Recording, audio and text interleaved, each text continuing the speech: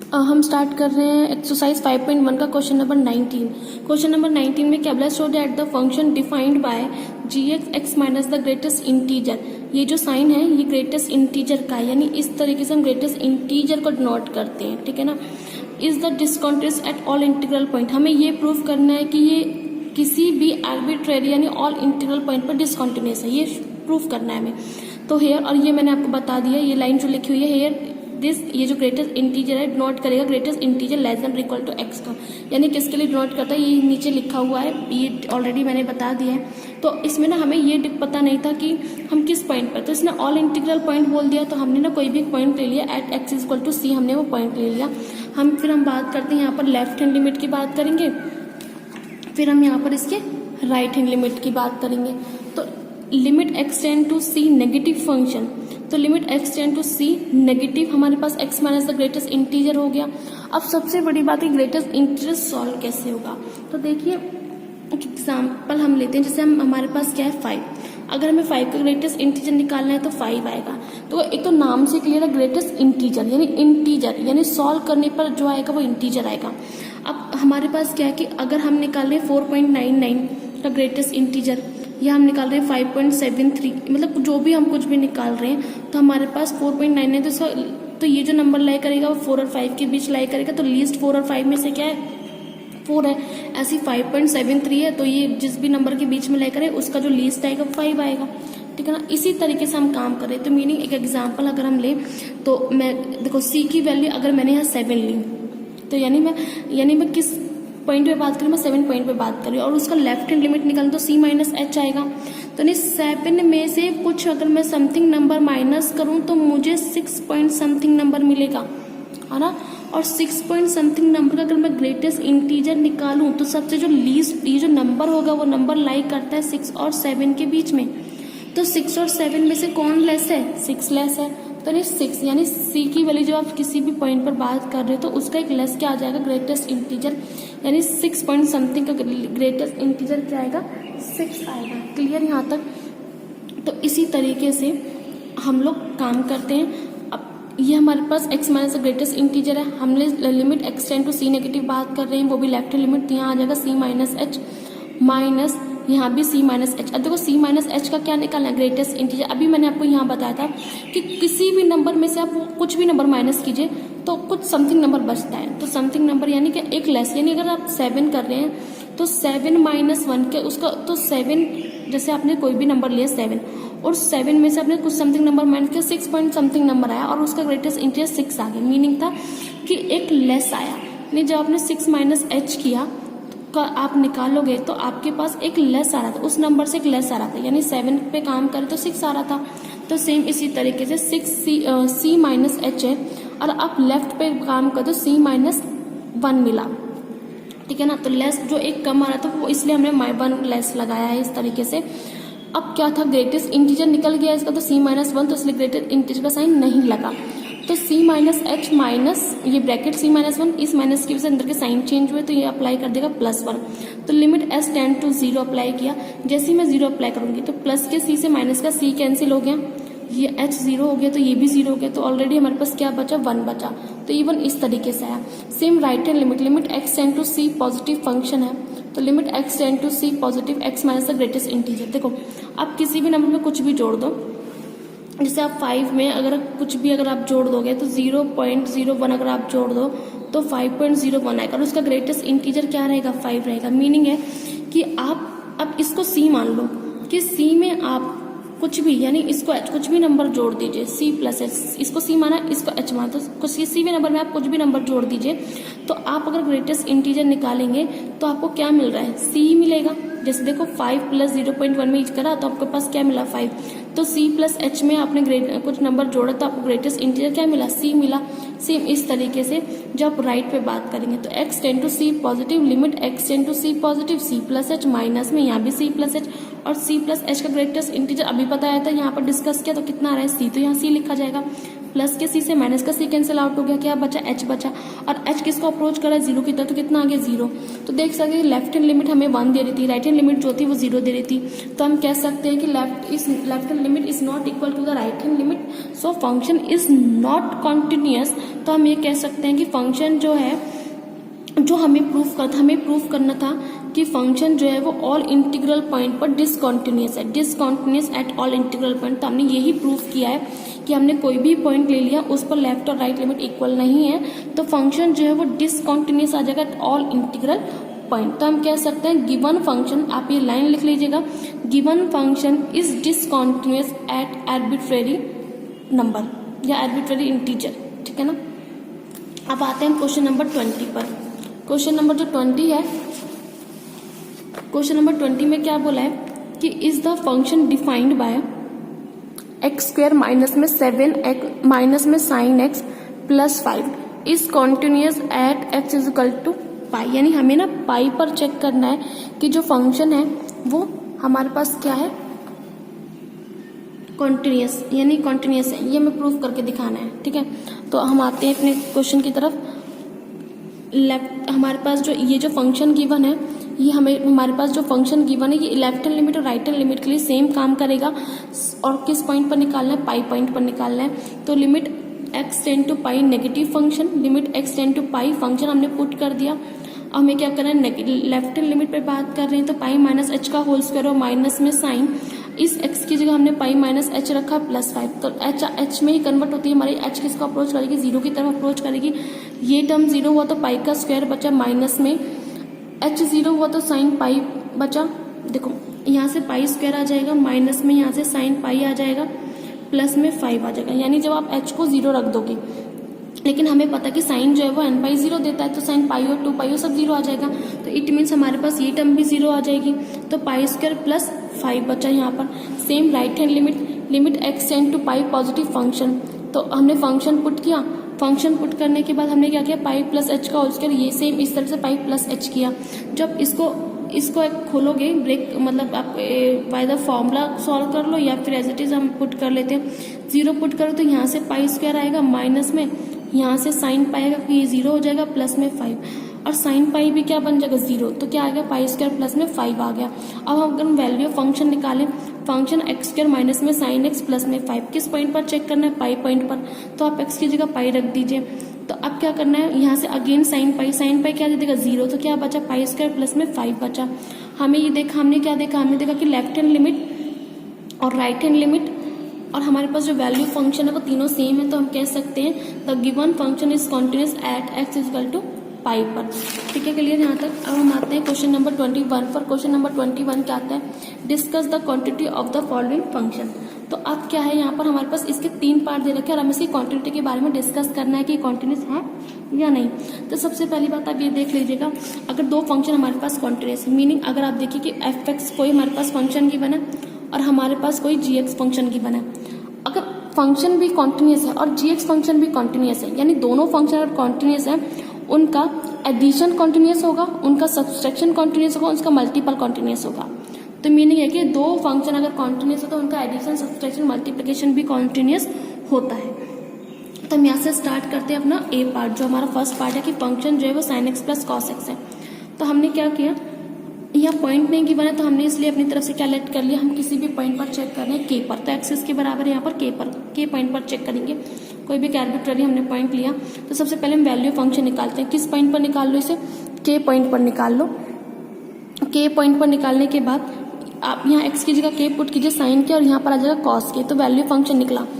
Left hand limit x tends to k negative function, आप function put कर लीजिए। यहाँ पर आप क्या करना है, आपको एक्स की जगह आप क्या रखेंगे, यहाँ के माइनस एच रखेंगे, इस एक्स की जगह क्या रखेंगे, यहाँ भी के माइनस एच रखेंगे, क्योंकि लेफ्ट पे काम कर रहे हो। आप देख सकते हैं यहाँ पर साइन ए माइनस बी का फॉर्मूला, यहाँ पर कॉस ए माइनस बी का फॉर्मूला। आपको वो 4 फॉर्मूले याद रखने हैं इन क्वेश्चन को करते वक्त। वो 4 फॉर्मूले कौन कौन से हैं, एक तो साइन ए माइनस बी का याद रखना है आपको, एक साइन ए प्लस बी का याद रखना है, एक कॉस ए माइनस बी का, और एक कॉस ए प्लस बी का। ये 4 फॉर्मूले आपको ये याद रखने हैं और तभी हम इन क्वेश्चंस को सॉल्व कर पाएंगे। तो साइन ए माइनस बी का फॉर्मूला ठीक है। तो यहाँ साइन ए माइनस बी का फॉर्मूला खोला, sign A cos B minus cos A sine B. Same cos A minus B का फॉर्मूला यहाँ खोला, cos A cos B plus sign A sine B. अब क्या करना है, एच किसकी तरफ अप्रोच कर रहा है, जीरो की। देखो जब आप एच की जगह जीरो पुट करोगे तो साइन के ये तो एज इट इज रहा, आप यहाँ जीरो पुट कीजिए तो कॉस क्या आ जाएगा, जीरो, माइनस में कॉस के, साइन आपको यहाँ पर जीरो पुट करना है, प्लस में कॉस के, कॉस एच की जगह क्या रखा, जीरो, प्लस में साइन के, और यहाँ क्या रखा, जीरो। तो देखो जहाँ साइन जीरो है वो पूरी टर्म जीरो हो जानी है, यानी अगर यहाँ जीरो है तो आपकी ये पूरी टर्म जीरो, क्योंकि साइन जीरो जीरो होता है, ये पूरी टर्म जीरो हो गई। यहाँ साइन जीरो है तो इधर से ये पूरी टर्म आपकी जीरो, तो ये गई पूरी। तो यानी अब क्या है, साइन के और कॉस जीरो, और कॉस जीरो की वैल्यू क्या होती है, वन। तो वन की मल्टीप्लाई साइन के से करो तो साइन क्या आएगा, सेम कॉस जीरो की वैल्यू क्या है, वन, वन की मल्टीप्लाई कॉस के से कर लीजिए, कॉस के आ जाएगा। तो मीनिंग सॉल्व करने पर कितना आया, साइन के प्लस कॉस के। ये थी हमारी लेफ्ट हैंड लिमिट। सेम हम बात करते हैं राइट हैंड लिमिट की। Limit extends to k positive function, function put किया, फंक्शन पुट करते ही हम लोग क्या करेंगे, इस टर्म को एच में कन्वर्ट करेंगे, के प्लस एच, और यहाँ भी के प्लस एच। सेम वही फॉर्मूला, साइन ए प्लस बी का यहाँ खोल लीजिए, कॉस ए प्लस बी का यहाँ खोल लीजिए। जैसे आप यहाँ पर फॉर्मूला खोलोगे तो आपके पास ये हो जाएगा, ठीक है ना। सेम आप क्या करेंगे, आप एच को जीरो पुट करेंगे। जब आप एच को जीरो पुट करें तो साइन एच जीरो वाली टर्म को जीरो बना देना, कॉस जीरो वाली वन बन जाएगी, तो और हम आपके पास ये आ जाएगा। तो आपने क्या देखा, लेफ्ट राइट और वैल्यू फंक्शन जब तीनों सॉल्व किए तो तीनों पे वैल्यू आपकी सेम आ रही है, तो हम कह सकते हैं कि given function is continuous at the x equal to k. Same इस तरीके से हमारे पास ये फंक्शन होगा साइन एक्स माइनस कॉस। ये जो बी पार्ट है फंक्शन दे रखा है, आप लेफ्ट निकाल लीजिएगा, आप राइट निकाल लीजिएगा। तो limit extends to k negative, यहाँ क्या आ जाएगा, फंक्शन रखा sign x minus cos x, तो के माइनस एच यहाँ, के माइनस एच यहाँ। आप यहाँ फॉर्मूला ओपन कीजिएगा, यहाँ फॉर्मूला ओपन कीजिएगा, और एच अप्रोच करा दोगे जब जीरो को, तो आपके पास आएगा साइन के माइनस कॉस के। सेम इस तरीके से आप राइट हैंड लिमिट करेंगे तो आपके पास अगेन साइन के माइनस कॉस के आ जाएगा। तो क्या होगा, अब वैल्यू फंक्शन निकाल लीजिए। जब वैल्यू फंक्शन निकालेंगे साइन के माइनस कॉस के, अगेन हम देखेंगे तीनों फंक्शन कॉन्टिन्यूअस है, लेफ्ट राइट और वैल्यू। तो हम कह सकते हैं गिवन फंक्शन जो होगा वो कॉन्टिन्यूअस है eight x equal to k पर। जो हमारे पास थर्ड पॉइंट है function sine x into cos x, इसका लेफ्ट निकालिए और इसका राइट निकालिए। तो लेफ्ट और राइट निकालेंगे जब आप,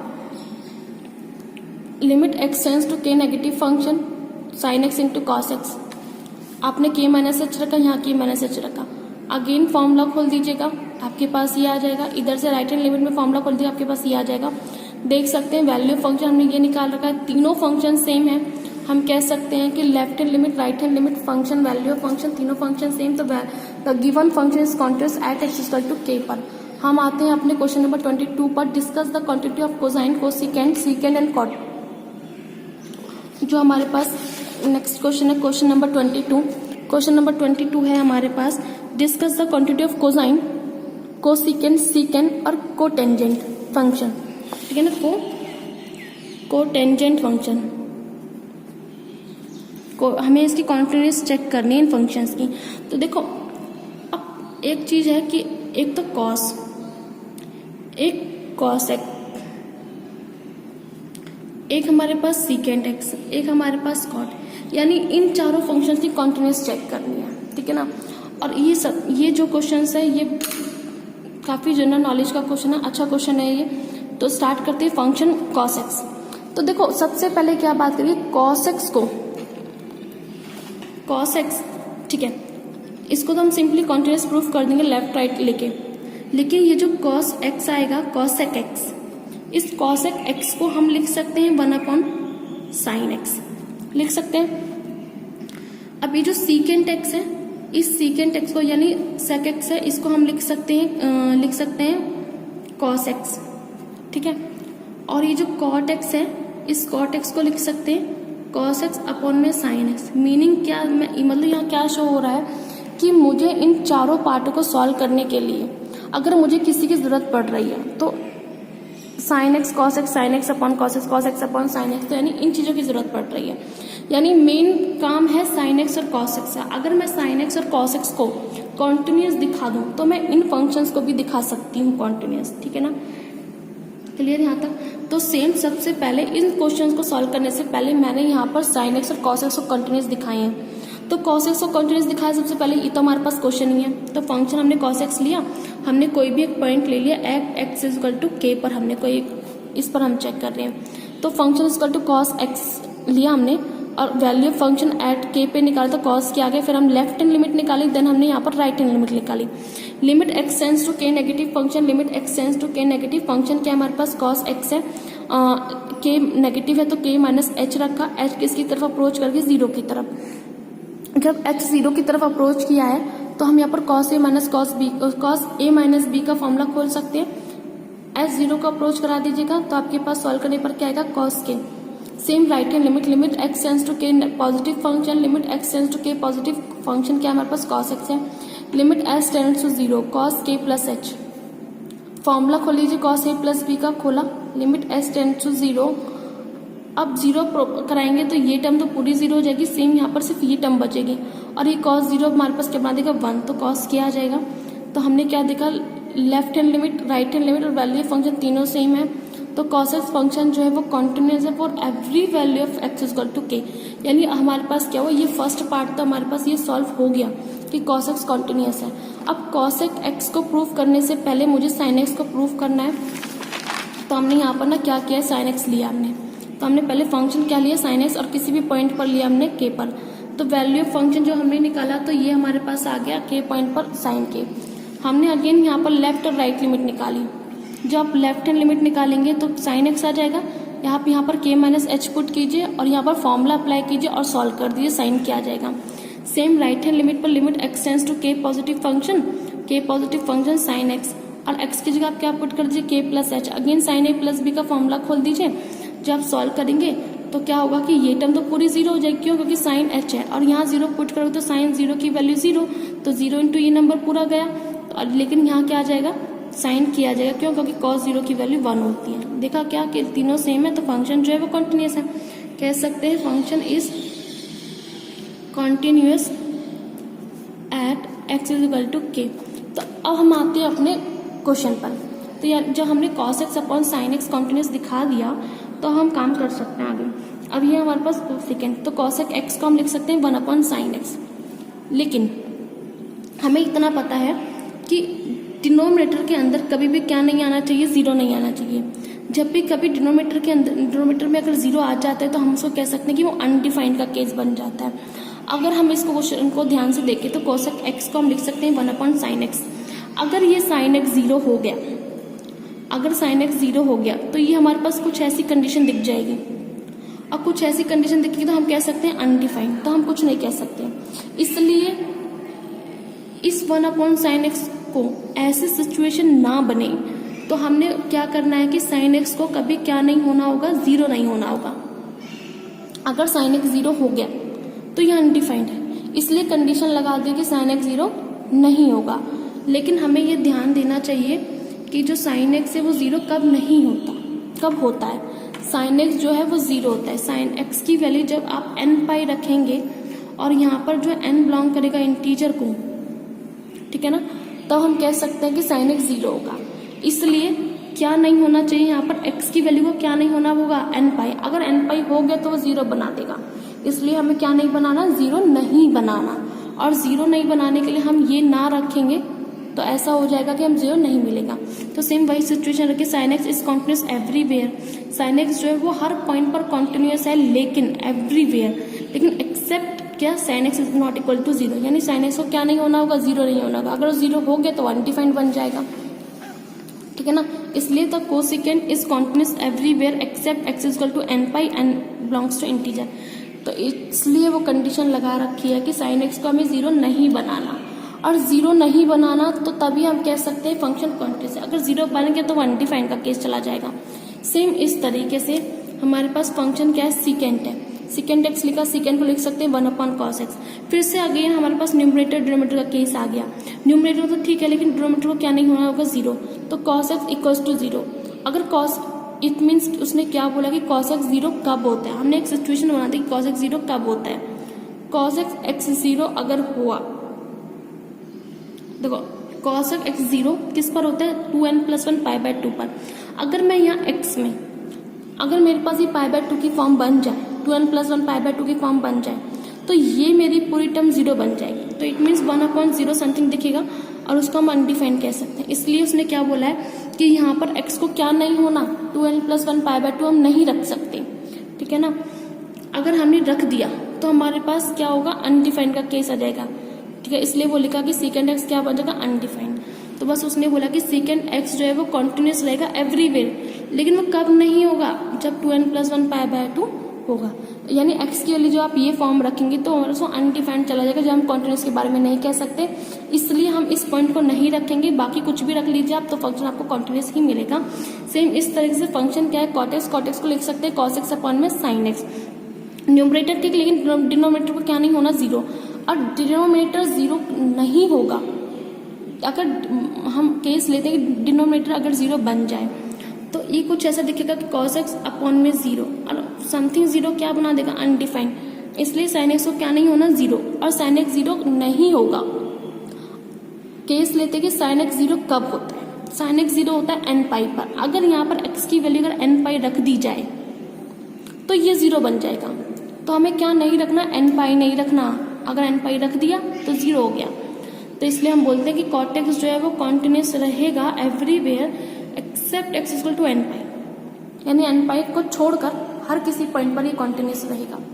आते क्वेश्चन नंबर 23 पर, find the point of the discontinuity of function sin x upon x less than 0 और ई ग्रेटर देन 0। यहाँ भी वही लेफ्ट हैंड और राइट हैंड लिमिट का केस है। लेफ्ट हैंड लिमिट, ये तो हमारे पास लेफ्ट हैंड लिमिट है और ये हमारे पास राइट हैंड लिमिट, और वैल्यू ऑफ फंक्शन इस यहीं से निकल जाएगा। Limit x tends to 0 negative function, x tends to 0 negative function sin x upon में x, ठीक है ना। और हमें क्या करना है, लेफ्ट हैंड लिमिट है तो 0 - h रखा हमने यहाँ पर, और ये जीरो को हमने रिमूव किया तो हम इसको लिख सकते, ये हमारे पास कुछ ऐसा बनेगा, limit h tend to 0 sine -h upon में -h, ठीक है ना। ये इस तरीके से कुछ दिखेगा। क्लियर यहाँ तक। अब ये जो साइन माइनस थीटा होता है, साइन माइनस थीटा क्या होता है, माइनस बाहर निकालता है, माइनस साइन थीटा बनाता है।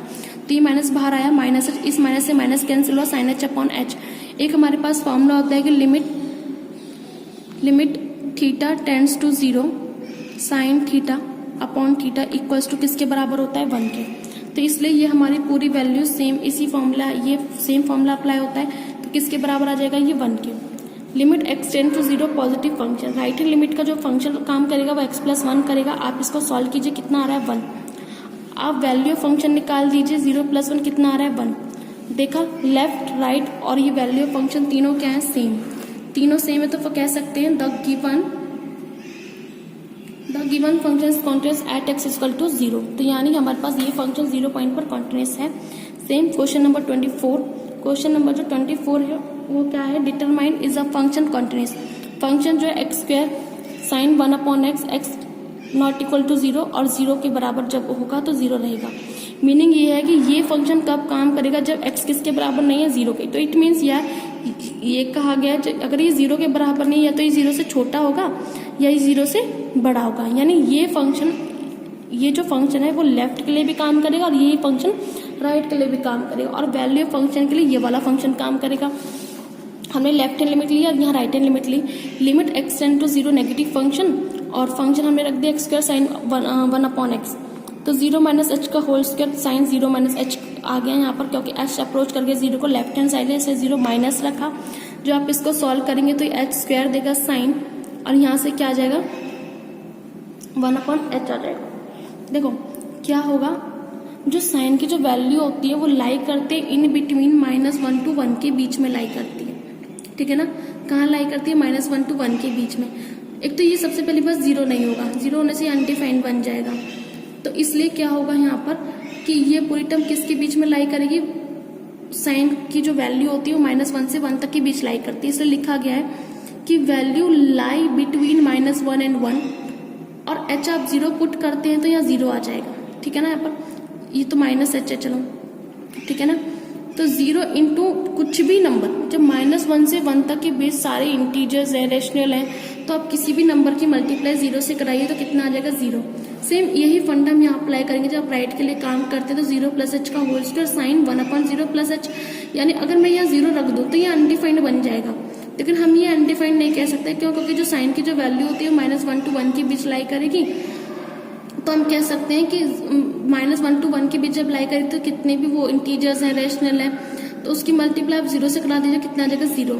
जब आप वैल्यू फंक्शन के लिए काम करके तब भी आपके पास क्या आएगा 0, क्योंकि x की वैल्यू 0 पर आपको कौन सा फंक्शन दे रखा था, 0 ही दे रखा था, इसलिए 0 आ गया। Left hand limit, right hand limit और ये हमारे पास ये वैल्यू फंक्शन तीनों सेम है, तो कह सकते हैं फंक्शन जो है वो कॉन्टिन्यूअस है। हम इसको एक और तरीके से भी कर सकते हैं कि हमारे पास जो साइन, ये वैसे इजी क्वेश्चन है, इसी को देखते हैं हम लोग कि 0 आंसर आ जाएगा। तो नेक्स्ट क्वेश्चन ट्राई करते हैं, क्वेश्चन नंबर 25। क्वेश्चन नंबर 25 है,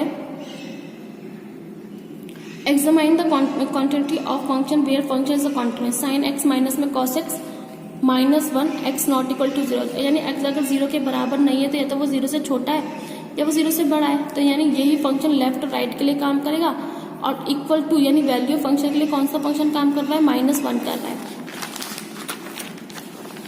तो वही हमने यहाँ लेफ्ट लिमिट निकाली या राइट लिमिट निकाली। जब आप लेफ्ट और राइट को सॉल्व करेंगे तो लेफ्ट हैंड लिमिट को सॉल्व करने पर आपके पास -1 आ रहा है, राइट को सॉल्व करने पर -1 आ रहा है, जो आपने वैल्यू फंक्शन निकाली तब भी -1 आ रहा है।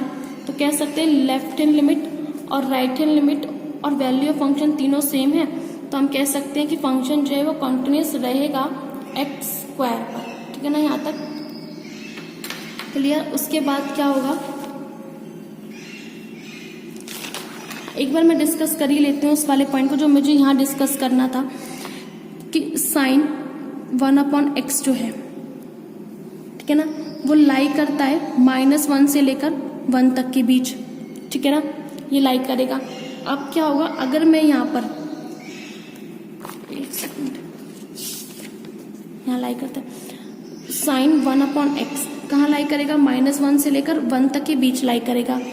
मैं यहाँ दोनों साइड मल्टीप्लाई करा दूं x² की, तो ये आ जाएगा -x² साइन 1/x, यहाँ भी x²। अब यहाँ पर लिमिट अप्लाई कर दी जाए तो limit x tend to 0 -x² sine 1/x limit x tend to 0 x², तो यहाँ भी लिमिट अप्लाई कर दी। ठीक है ना, यहाँ 0 हो जाएगा ये x² साइन 1/x, और यहाँ भी 0, तो यानी ये फंक्शन 0 से 0 के बीच लाई कर रहा है, यानी फंक्शन 0 से 0 के बीच लाई करता है, फंक्शन खुद क्या हो गया, 0 ही हो गया। तो इसलिए हम इसको डायरेक्टली भी क्या कह सकते हैं, 0 भी कह सकते हैं, इसलिए हमने इसमें यहाँ पर 0 का है। और ये फंडा सबसे बेस्ट है, इसलिए ये ज़्यादा बेटर रहेगा, आपको वहाँ थोड़ी कन्फ्यूजन हो जाएगी आपको। ठीक है, हम question number 26, find the value of k so that the function is continuous at indicate point. तो हमें k की वैल्यू फाइंड करें किसी इंडिकेट पॉइंट पर, लेकिन ये ध्यान देने वाली बात है कि question number 26 to question number 29 हमें फंक्शन ऑलरेडी कॉन्टिन्यूअस दे रखा है। तो अगर फंक्शन ऑलरेडी कॉन्टिन्यूअस है तो सबसे बेस्ट पार्ट होता है कि left hand limit, right hand limit और वैल्यू फंक्शन तीनों इक्वल है, यानी ऑलरेडी ये इक्वल है, तो हम इसकी मदद से हम k की वैल्यू फाइंड कर सकते हैं। फंक्शन क्या है, k cos x pi -2x if x is not equal to π/2, और जब π/2 के इक्वल है तो हमारे पास फंक्शन काम करेगा 3 at x is equal to π/2। Clear. तो अब क्या करना है कि इक्वल है तो वैल्यू फंक्शन क्या दे रखा है 3, तो यहाँ डायरेक्टली ले रखा है कि फंक्शन हमारे पास 3 है, लेकिन कब है, जब x की वैल्यू π/2 है, तो इसलिए इस x की जगह हमने क्या रखा, π/2 रखा और यह 3, तो यानी वैल्यू फंक्शन में मिल गया कि π/2 के पॉइंट पर हमें 3 मिल रहा है।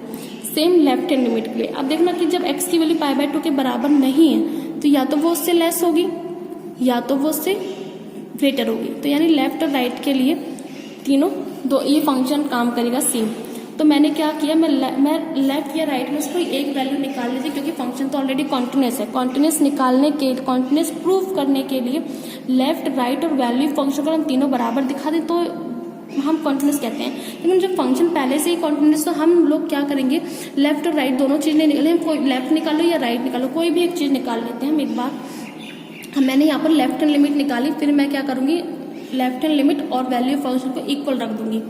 Limit x tends to pi negative function, और फंक्शन हमारे पास ये रहेगा।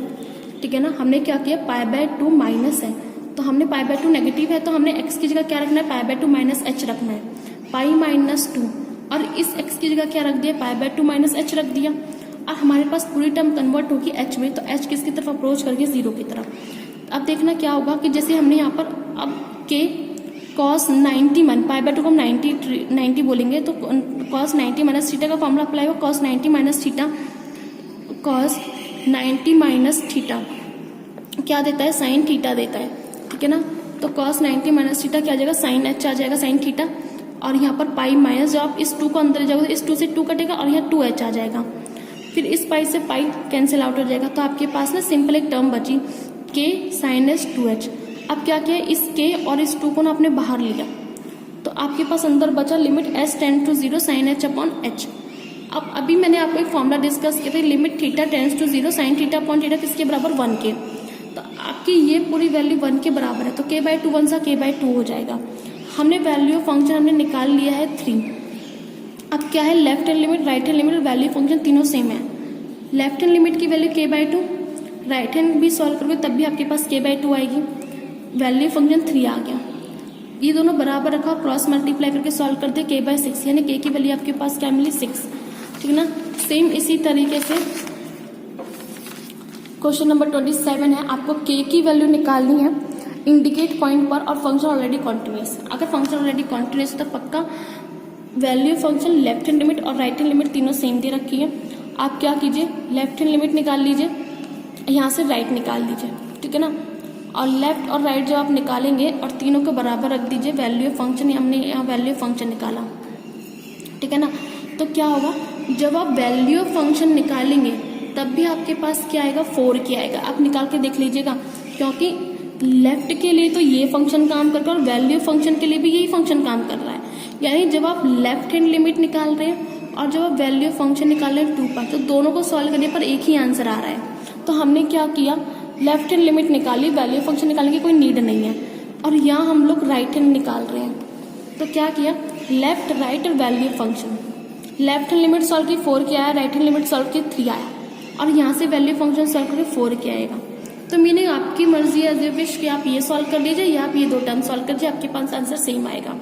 तो 4k इक्वल्स टू 3 है, अब 4k इक्वल्स टू 3 है तो आप k की वैल्यू यहाँ से इजीली निकाल सकते हैं 3/4, ठीक है ना, इस तरीके से। क्वेश्चन नंबर 28 में भी वही डिफाइन कर रखा है, ये तो काम करेगा लेफ्ट हैंड लिमिट फंक्शन, ये काम करेगा हमारे पास राइट हैंड लिमिट फंक्शन, और यहाँ इक्वलिटी का साइन है तो वैल्यू ऑफ फंक्शन भी हमारे पास यही काम करेगा, ठीक है ना। तो हमने क्या किया, जब लेफ्ट और राइट के लिए फंक्शन का बिहेवियर अलग अलग है तो लेफ्ट निकाला और यहाँ से राइट निकाला। तो लेफ्ट के लिए जो फंक्शन काम कर रहा है वो kx+1 करा, तो पाई माइनस h प्लस 1 हो जाएगा, आप सॉल्व कर लीजिए, k पाई प्लस 1 आ जाएगा। सेम इसी तरीके से आप cos x right hand limit तो cos pi plus h, cos 180 plus theta क्या आ जाएगा, माइनस cos थीटा, तो कितना आ जाएगा, -1। तो अब क्या हुआ कि left hand limit, right hand limit और जो हमारे पास वैल्यू ऑफ फंक्शन है, ठीक है ना, तो लेफ्ट हैंड लिमिट और राइट हैंड लिमिट जो आप सॉल्व करेंगे तो इसके लिए सेम ही फंक्शन आएगा k पाई प्लस 1, तो इसलिए हमने एक ही बार रखा, राइट हैंड लिमिट सॉल्व करने पर -1 आया, जो आप इसको सॉल्व करेंगे k पाई प्लस का 1, उधर जाके किसका हो जाएगा, माइनस का 1, तो k pi equals to minus minus plus, तो -2 आ जाएगा। तो यहाँ से k की वैल्यू कितनी आ गई, -2 पाई आ गई। तो इसी तरीके से क्वेश्चन नंबर 29 है, तो यहाँ भी हमें किसी इंडिकेट पॉइंट पर दे रखा है और हमें क्या निकालना है, k की वैल्यू निकालनी है। हमने यहाँ देखा कि लेफ्ट लिमिट और राइट लिमिट के लिए फंक्शन का बिहेवियर अलग अलग है, वैल्यू फंक्शन सेम है, यानी लेफ्ट हैंड लिमिट जब आप सॉल्व करेंगे, यहाँ मैंने राइट हैंड लिमिट की, लेफ्ट हैंड लिमिट और यहाँ मेरी है राइट हैंड लिमिट, और फंक्शन हमारे पास वैल्यू फंक्शन ये आ गया। तो देख सकते हैं लेफ्ट हैंड लिमिट और right hand limit, sorry value function left hand limit पे दोनों पे 5k+1 है, तो इसलिए हम इसको एक ही बार रख के सॉल्व कर सकते हैं। और राइट हैंड लिमिट का आंसर अलग आ रहा है, left hand limit right hand limit value of function तीनों इक्वल है, क्योंकि because already is continuous, function is already continuous. अब left hand limit 5k+1, right hand limit 10 आ रहा है, यहाँ से भी कितना आ रहा है 5k+1। अब इन दोनों फंक्शन को काम कर लीजिए, सॉल्व कर लीजिए, या इन दोनों फंक्शन को बात तो सेम ही रहेगी, हमने इन दोनों पे काम कर लिया, ये भी 5k+1 ही है। अब क्या हुआ, प्लस का 1 था जाके माइनस का 1 हुआ, 9 आ गया, मल्टीपल का 5 डिवाइड में आ गया, k की वैल्यू मिल गई आपको। क्वेश्चन नंबर 30 में बोला है कि हमें ना a और b की वैल्यू निकाल लिया, हमें फंक्शन गिवन दे रखा है, तो हमें ना यहाँ 2 पॉइंट गिवन है, एक तो हमें 2 और एक 10, तो देख सकते हो 2 के लिए लेफ्ट साइड ये है और 2 के लिए राइट साइड ये है, लेफ्ट और राइट है ना, तो यानी फंक्शन जो है ऑलरेडी कॉन्टिन्यूस है। यहाँ पर भी क्वेश्चन नंबर 30 में फंक्शन इज ऑलरेडी कॉन्टिन्यूस, तो हमें ये चेक करना है कि a और b की वैल्यू, सॉरी ये a और b की वैल्यू हमें निकालनी है। तो 2 पर value function left hand limit और राइट हैंड लिमिट तीनों सेम है, हमने जब अब देखो ये तो है 2 के लिए लेफ्ट हैंड लिमिट और ये वाला पार्ट है राइट हैंड लिमिट का। तो जब limit x tends to negative function और 2 नेगेटिव और लेफ्ट हैंड लिमिट के लिए फंक्शन काम कर रहा है 5, तो आपने यहाँ 5 रखा, आंसर डायरेक्टली 5 आ गया। Right hand limit x tends to positive function, right hand limit के लिए फंक्शन काम करेगा ax प्लस बी, तो आपने यहाँ ax प्लस बी रखा और x की जगह आपने क्या रख दिया 2 प्लस h और a और b एज इट इज रखा। अब h किसको टेंड कर गया 0 को, जैसे h टेंड कर गया 0 को तो 2a प्लस b बचा। तो ये और ये हम दोनों बराबर रख सकते हैं, क्यों? क्योंकि लेफ्ट और राइट दोनों इक्वल है। तो ये हमने रखा है, हमने इसको इक्वेशन 1 मान लिया। सेम अब हमें किस पॉइंट पर चेक करना है 10 पर। देखो 10 के लिए ये लेफ्ट हैंड लिमिट है और 10 के लिए ये राइट हैंड लिमिट फंक्शन काम करेगा। तो सेम जैसे ही हमने लेफ्ट और राइट के लिए सॉल्व किया, लेफ्ट के लिए चेक किया तो 10a प्लस बी और राइट के लिए सॉल्व किया तो 10 आ गया। अब क्या है कि 10 पर भी तो कॉन्टिन्यूस है, तो लेफ्ट और राइट को बराबर रखा, ये आया क्वेश्चन नंबर 2। इक्वेशन हमने इसको 2 माना। जो इक्वेशन फर्स्ट एंड 2 है, हमने बाय एलिमिनेशन मेथड लगाया और एलिमिनेशन मेथड लगाने के बाद जो हमने सॉल्व किया तो a की वैल्यू 2 आ गई और b की वैल्यू 1 आ जाएगी। तो आप इसको सॉल्व कर लीजिएगा बाय एलिमिनेशन मेथड, तो आप सॉल्व a और b की वैल्यू निकाल लेंगे। ठीक है, क्लियर यहाँ तक? तो आई होप यहाँ तक आपको समझ आया होगा। कोई डाउट हो तो बता सकते हैं।